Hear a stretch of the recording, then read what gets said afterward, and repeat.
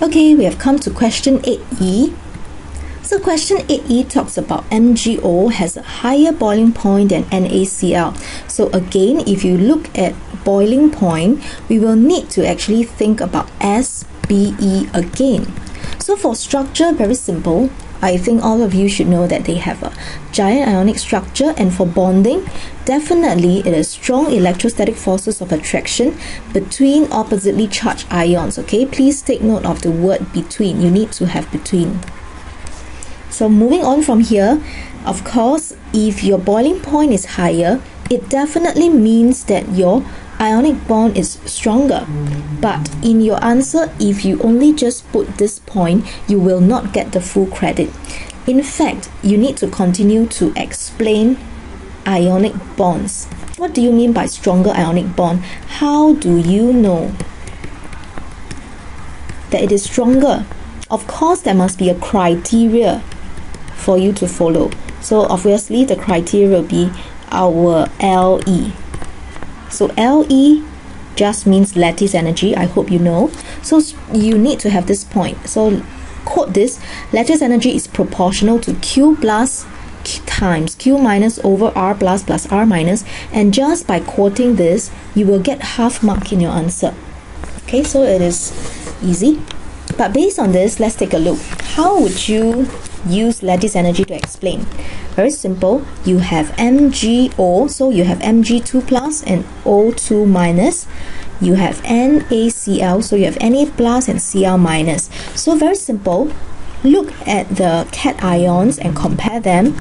Look at the anions and compare them. Remember, compare apples and apples, orange and orange.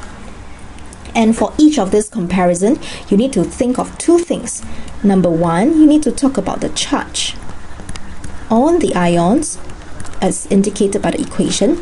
And number two, you need to look at the size of the ionic radius as indicated again by the equation. So that's why in this case, you notice our answer, we need to have 2 points, the charge and the radius. So let's look at the charge first. So in this case, you notice 2 plus is greater than plus, 2 minus is greater than minus. So we know that charge of Mg2 plus and O2 minus higher than Na plus and NaCl, Na plus and Cl minus. After this point, we move on to ionic radius. Ionic radius, in this case, Mg2 plus smaller than Na plus. Ionic radius of O2 minus smaller than Cl minus. So based on this, 2 points, we tackled them already. You can make a conclusion that electrostatic attraction of Mg2 plus and O2 minus is greater than that of Na plus and Cl minus. Hence, the magnitude of lattice energy of MgO is greater than that of NaCl. So, very simple.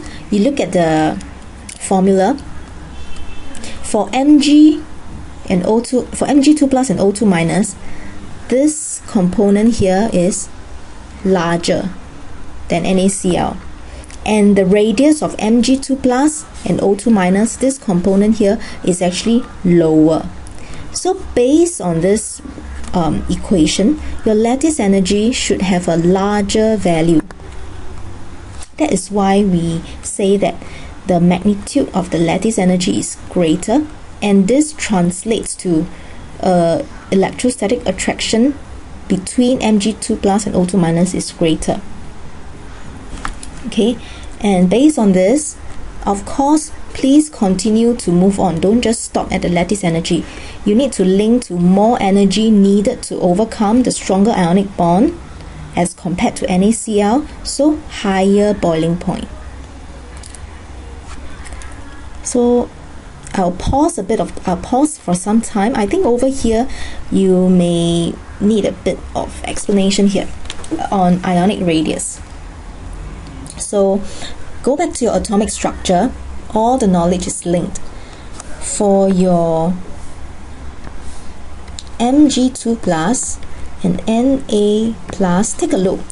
Mg2 plus have 12 proton. Na plus has 11 proton, but both of them have the same number of electron. So we can say that they are isoelectronic.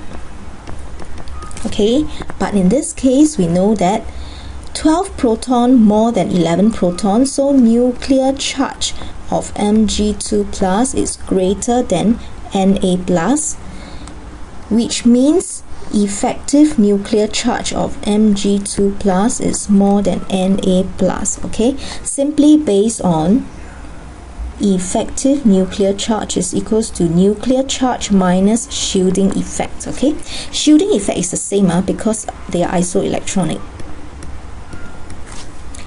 For oxygen and chlorine, it is much easier because if you straight away go to the periodic table, O and Cl, they obviously have they are in different periods, so definitely O2 minus should be smaller.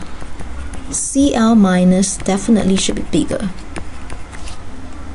Okay, but for Mg2 plus and Na plus, you need to use effective nuclear charge equals to nuclear charge minus shielding effect, because you go to the periodic table, they are in the same period. Okay, so what I've done over here is simply just to explain the point of why ionic radius of Mg2 plus is smaller and why O2 minus is smaller. So jot down your queries or any doubts that you have, and on Monday we will also discuss it in class.